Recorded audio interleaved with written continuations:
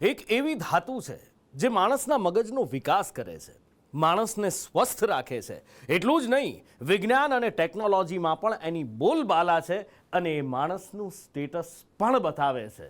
જી હા, વાત સોનાની થઈ રહી છે. લગ્ન સરા છે, અત્યારે લગ્ન ગાળો પીક ઉપર છે, પણ સોનું પણ એવું પીક ઉપર પહોંચ્યું છે કે સાહેબ હાથ ના અડાડી શકાય. સોનું ખરીદવાની તો વાત દૂર રહી, હવે તો ભાવ એટલે પહોંચ્યા છે કે સોના ખરીદવા વિશે વિચારવું પણ પરસેવો છોડાવી દે, અને એ પણ કડકડતી ઠંડીમાં.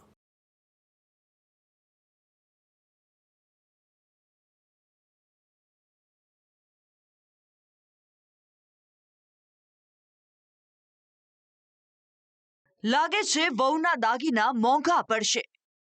લગ્નસરા સમયે સોનામાં સળગતી તેજી. ભારતમાં સોનાનું સાંસ્કૃતિક, સામાજિક અને આર્થિક મહત્વ છે. સોનું ધન, સમૃદ્ધિ અને પવિત્રતાનું પ્રતીક માનવામાં આવે છે, જેનો ઉપયોગ લગ્ન, તહેવારો અને ધાર્મિક અનુષ્ઠાનમાં કરવામાં આવે છે. હાલ લગ્નસરા સમયે સોનાના ભાવ આસમાને પહોંચ્યા છે.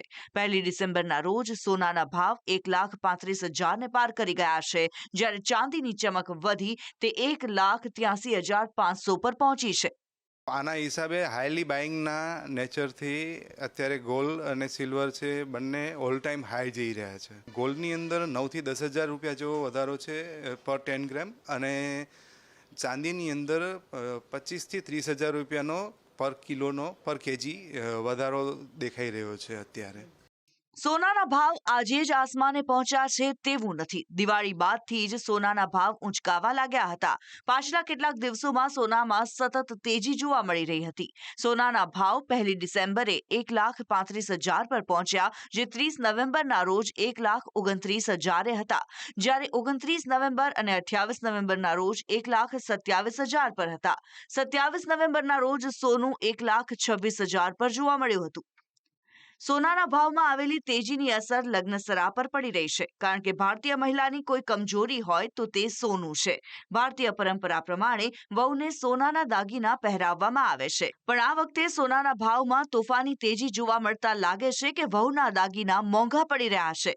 આવા જ એક લગ્ન પ્રસંગ લઈને બેઠેલા અમદાવાદના મધ્યમ વર્ગના પરિવાર સાથે અમે વાતચીત કરી હતી, જેઓ કહી રહ્યા છે કે હવે સોનું ખરીદવું સ્વપ્ન સમાન બન્યું છે. અમારે લગ્નની તૈયારી કરી ત્યારથી આ વસ્તુની મૂંઝવણ ઘણી હતી. બીજી વસ્તુ કે એ બધું જે સેટિંગમાં કે એ રીતનું કર્યું કે થોડુંક અમારી જોડે પડ્યું હતું ને થોડું ખરીદવું પડ્યું, પણ અત્યારે લગ્નના ખર્ચા તથા બીજું ખરીદવું પડ્યું કે જે આગળના સમયમાં કે 1 વર્ષ પહેલાંના ભાવ કરતાં અત્યારે અનેક ગણો ભાવ વધારો થઈ ગયો. એના હિસાબે ઘણી તકલીફ પડી ગઈ કે લાંબા જોડે ટૂંકો જાય, મરે નહીં તો માદો થાય. એટલે આમાં નાના વર્ગનો વધારે મરો થાય છે. એટલે સોના માટે સરકારની પણ અમારે એક નમ્ર અરજ છે કે આના માટે કંઈક કરવું પડે, કે કારણ કે કોઈ પણ પ્રસંગ હોય એટલે સોનું એક મોટું માધ્યમ થઈ ગયું છે. ત્યારે ભાવ વધારે પડતા વધી ગયા છે, એટલે વિચાર કરવો પડે કે આપણે એમને કેટલું આપવું ને કેવી રીતે આપવું. એમ રિવાજ છે કે ભાઈ આપવું પડે, એ રિવાજમાં થોડી મુશ્કેલીઓ પડે છે અને ભાવ વધારે થઈ ગયા છે, એટલે અમારે થોડી મુશ્કેલીનો સામનો કરવો પડ્યો. મારા છોકરાનો બહુ જે પ્રસંગ લઈને બેઠા છે અને એમને મોટી અકળામણ છે સોનાની જ છે કે જેટલા માણસ ઓછા કરીશું, જમાડીશું, કરીશું, પણ સોનું લઈને સમાજને બતાવવા માટે, આપવા માટે એ લોકોને એવી મુશ્કેલી છે કે કંઈ વ્યાજ ભરીને છોકરા પરણાવાય નહીં અને વ્યાજ ભરીને સોનું લેવાય નહીં. એટલે આ મુશ્કેલી અમને તો પડે છે, પણ મધ્યમ વર્ગના માણસો બોલી શકતા નથી, કહી શકતા નથી અને લઈ શકતા નથી. એટલે આનું નિવારણ લાવવું જોઈએ જ. લોકોને પ્રશ્ન થઈ રહ્યો છે કે આ લગ્નસરામાં સોનાના ભાવ કેમ આટલા ઊંચકાયા છે. ગોલ્ડ માર્કેટ ચડવા પાછળનું પહેલું કારણ છે ફેડરલ રિઝર્વના વ્યાજ દરોમાં મોટા કટની સંભાવના. ગોલ્ડને સૌથી મોટું બૂસ્ટ મળ્યું છે ફેડ રેટ કટની સંભાવનાને કારણે. ફેડરલ રિઝર્વ વ્યાજ દરોમાં ઘટાડો કરે તેવી પ્રબળ શક્યતા છે, જેને કારણે રોકાણકારો શેરબજાર કે બોન્ડને બદલે સોના જેવી સેફ હેવન એસેટ તરફ વળ્યા છે. બીજું કારણ નબળા યુએસ ડેટા. લાંબા સરકારી શટડાઉન બાદ અમેરિકી ડેટા નબળા આવી રહ્યા છે. મેન્યુફેક્ચરિંગ, સુસ્ત આર્થિક રફતાર, ધીમા નબળા ડેટાને કારણે સોનામાં તેજી આવી રહી છે. આ એક ચેન રિએક્શન છે. ત્રીજું કારણ છે સેન્ટ્રલ બેન્કોની તાબડતોડ ખરીદી. દુનિયાની સેન્ટ્રલ બેન્કો મોટા પાયે સોનું ખરીદી રહી છે કારણ કે ડોલર પર નિર્ભરતા ઘટાડવા માટે જીઓપોલિટિકલ અસ્થિરતા રિઝર્વને સુરક્ષિત રાખવા માટે સોનાની ખરીદી વધી છે. વૈશ્વિક અનિશ્ચિતતાના માહોલ વચ્ચે સોનાની ચમક વધુ તેજ બની છે. રોકાણકારો તેને સુરક્ષિત વિકલ્પ માની રહ્યા છે. પણ શું આ તેજી ટૂંક સમયની છે કે પછી લાંબા સમય સુધી આ તેજી રહેવાની છે?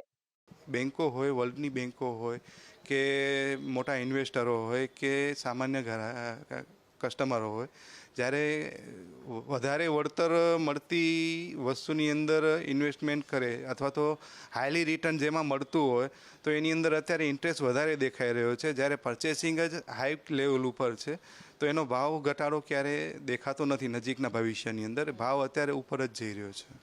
આ કારણે જોતા લાગી રહ્યું છે કે વર્ષ 2025-26માં નવી ગોલ્ડ સુપર સાયકલ બની શકે છે.